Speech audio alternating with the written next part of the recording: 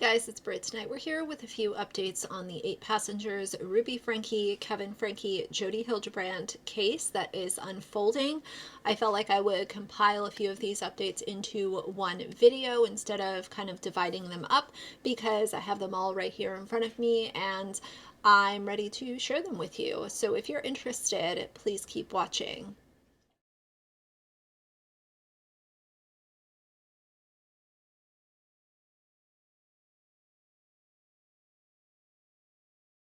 Alright, you guys, so first things first, since this is an 8 passengers video, I wanted to take a moment and just give some mutual admiration for Swoop. She mentioned me in her video today, and it was so kind of her. She did not have to do that. It was something that was completely unexpected. I didn't even know she knows who I am or that I have a channel and what kind of content I make. And to see a creator who I respect, I said the same thing with Adam McIntyre. You know, I respect Adam, and to have mutual respect that he has voiced on his channel, it's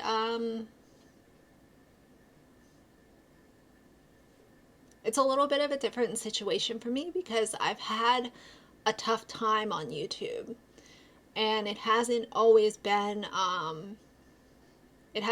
a place where I felt like I fit in. And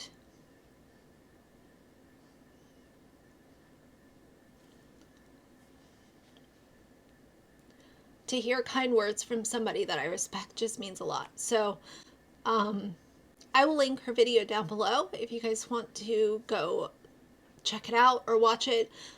But I really like Swoop.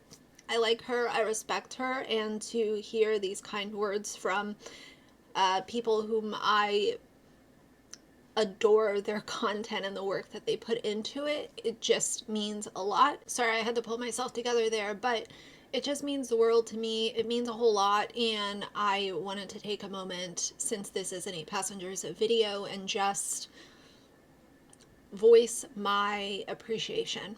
Just a few seconds can really mean a lot to somebody, and the few seconds of her video meant the world to me, and it made my afternoon. So I wanted to just acknowledge it here on this video. So let's get into the 8 passengers updates. I have a few updates to go over with you guys, and the first is I would like to share this post that Shari Frankie put on her Instagram, because she has been very quiet, understandably so, during this entire situation, and she went ahead and came out with a series of Instagram photos as well as a message, and I want to share that with you guys. So let me pull that up right here. So her post, again, it's a series of images. They're all really pretty photos, pictures of her at some social events, like with friends. There's photos of her dogs, and they're just really nice photos. But the caption is what really got me. She said, "There's literally not even words to describe how upside down my life has become. I've cried, had an infinite number of panic attacks, had way too much ice cream, and yet life goes on. Therapy has literally saved me, but God has too.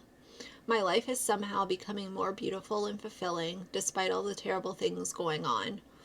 I've tried to live my life to the fullest the last few weeks, even though all I want to do is hide away in my apartment." And she put in parentheses, "I do have my days. Tomorrow is another big court day," which was today, "and I'd appreciate your prayers and thoughts for my family and myself. Words can't express the gratitude I feel for you all, and I feel your love." And she ended it with a heart emoji. Shari Frankie has been dealt a hand. As I've said in previous videos, she's been dealt a hand that nobody at her age should have to be going through this. And I don't need to, state the obvious, because we have talked about the details of this case and all of the things in previous videos, but the things that Shari Frankie has probably been witness to that we have no idea about the secrets that she is holding on to for privacy reasons are things that we probably could not even imagine or even begin to express the emotions that go along with the things that she has witnessed. She was in court today for the custody case, and again, as a reminder, that is the case that is sealed off from the public. But of course, the media was there and they, got images from outside of the courtroom. But Ruby was there in person, Chad was there, Kevin was there, and Shari was there. And obviously, we don't know any of the details. We are not entitled to know the details of this case because it has been sealed. Messenger's YouTube family appeared in court today. This is them walking into the courthouse. It's just the latest step in a child welfare case stemming from the arrest of wife and mother Ruby Franke, who is accused of child abuse. Franke's were inside this courthouse for about 2 hours this morning. Our cameras were rolling when Kevin Franke, his 2 adult children, and their attorneys arrived here, and then when they left. They declined to comment as they walked by. Ruby Franke and her business partner, Jody Hildebrandt, were arrested August 31st in southern Utah and charged with child abuse, which has spawned this child welfare case. Ruby has been in custody since then. She attended prior hearings in this case remotely, but this time she was transported from Washington County here to Utah County to attend in person. Now, we don't know what happened inside today's hearing. That's because the judge has closed it to the public, citing intense coverage and the need to protect the privacy of the 4 minor Franke children. Those involved in the case are also forbidden from discussing details with reporters or posting them to social media. I hope everything works out in the favor of the children. And even if Shari and Chad are adult children, I still consider them, I want everything to work out in their favor. Not Bonnie, not Kevin, not Ruby, not Jody, not any of the adults who failed these kids. I want things to work out in the kids' favor. I'm not worried about any of the adults outside of the Franke kids. I am not worried about them, their emotions, what content they want to continue to make, the kids that they want to continue to exploit and share on their family vlogging channels. You have Bonnie over on her YouTube channel showing people that they're hanging chandeliers and continuing on with this house renovation that nobody would care about. Who cares? You got famous because you were showing your kids and you were the 8 passengers' sister. So who cares about your chandelier, Bonnie? She just wants to be able to continue to do social media as her main form of income, and she's very worried that that money train is coming to a halt. And of course, that's allegedly, in my opinion. They have also shared the body cam footage of the authorities at the Franke home.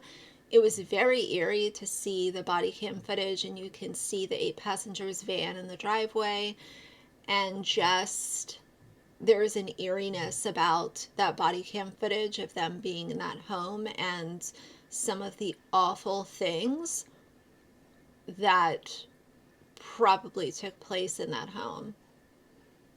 The Franke home and the Hildebrandt home, when people say if walls could talk, if those walls could talk, I'm sure we would be hearing things that nobody wants to hear. You two stay on my corner. And this morning, exclusive body cam footage obtained by ABC News showing the moments police swarm Franke's Utah home the day of her arrest on August 30th. Police department!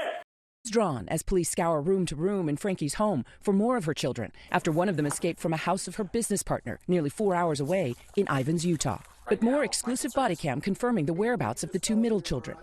Well, we have to physically see her. A different police agency finding them miles away and turning them over to the state. You know, there's been a lot of conversation that I've seen just since this court hearing today of, well, Chad, like, why is Chad there? Like, why is he there with Kevin? Like, guys, Chad and Shari are there to support their siblings. I don't think that either of them, in my opinion, are there to support Kevin. Now, of course, I could be totally wrong, But Shari Franke has made it very, very clear that she was on the side of helping her siblings long before Ruby was arrested. She made a call to 911 to help her siblings. Hi, my name is Shari Franke. My 4 younger siblings are living in Springville, and my neighbors have been telling me that they have been left home alone for about 4 or 5 days. Records indicating police responded to the Franke home more than a dozen times in the last few years, as early as 2018, and wellness check in 2022. So I don't think that the Franke adult children are attending anything for the benefit of Kevin. Kevin tried to get Shari arrested. He wanted her arrested for burglary. I mean, the man is not mentally well, in my opinion. Now, of course, I'm not going to diagnose anybody with anything specific, but the dude literally wanted his child arrested because she had some electronic journals that, in my opinion, probably hold a lot of very dark secrets. Kind of wish that the police would have been able to obtain whatever was on those electronic devices and journals. I just don't see this as a situation of 2 adult kids there to support their dad. I see this as they need to be there and they want to see their younger siblings be able to look back on this and say, my entire family, my older siblings, was there for me, and they helped to assure that justice was served in this situation. But it breaks my heart. Every single time I see an update on this case, I automatically think of, you know, I hope that these kids are able to heal from this. And I've been very careful with the content that I've made to the best of my ability, because these kids will grow up and they will get older and they will be able to look back on all of this content. And I don't want to have content out there just ruthlessly, you know, treating this as if it's a 3-ring circus. This is in a whole nother realm of talking about family vloggers being problematic. And I think that most of us can agree on that. But I give Shari credit. I give Shari credit for being there, even walking remotely close to her father who tried to get her arrested. And she's obviously there with a purpose, and my thoughts are with all of the Franke kids, the adult kids included. And I will continue to cover this. I want to see justice served not only in the best interest of the kids for the custody case, but obviously for the child case as well. But that's the update as of today. I have other thoughts, but it's nothing that I haven't said previously, so I will keep this short and sweet. Maybe not sweet, but short. So anyway, those are my thoughts for today. If you like the video, please leave a like and a comment. And if you'd like to see more from me in the future, please subscribe. I'll see you guys soon. Bye.